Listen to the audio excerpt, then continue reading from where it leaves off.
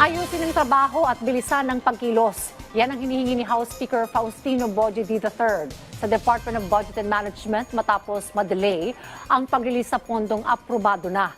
Aniya na antala rin ang mga programa para sa mga Pilipino. Yan ang report ni Vel Custodio. Aanuin pa ang damo kung patay na po ang kabayo. Ang serbisyo ay mahalaga at mararamdaman lamang kung ito'y napaparating sa tamang oras.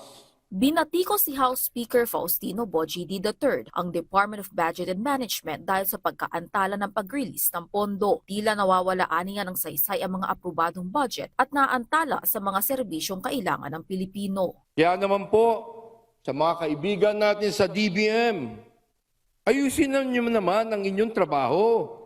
Bilis-bilisin niyo naman ang inyong mga pagkilos.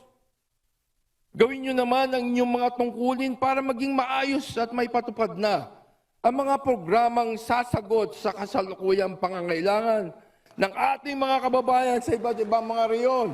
Wala aniyang silbi ang mga batas kung hindi naman ito na ipatutupad sa tamang oras. Nilinaw naman ng House Speaker na hindi ito pagtuligsa, kundi paalala sa mas maayos sa koordinasyon sa pamahalaan. 17 mula sa 52 priority measures na kasama sa Legislative Executive Development Advisory Council o LEDAC ang isinulong bago ang recess ng Kamara. Kabilang ang House Bill 8418 na nagbibigay ng emergency power kay Pangulong Ferdinand R. Marcos Jr. na pansamantalang suspindihin o tapyasan ng excise tax sa produktong petrolyo.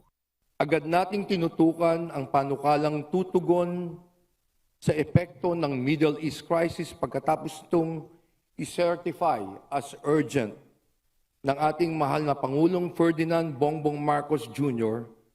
na ipasa po natin ang House Bill 8418 upang mabigyan siya ng kapangyarihang bawasan o suspindihin ang excise tax sa langis kung kinakailangan upang ma-regulate ang pagtaas ng presyo nito. Naipasa na rin ang reforma sa Edukasyon at Digital Payments Act na nagpapabilis sa digitalization ng serbisyo ng pamahalaan. Mababawasan nito ang red tape at magiging transparent kung saan napupunta ang mga binabayad ng mga Pilipino. Naisulong na rin sa Kamara ang Anti-Political Dynasty Bill.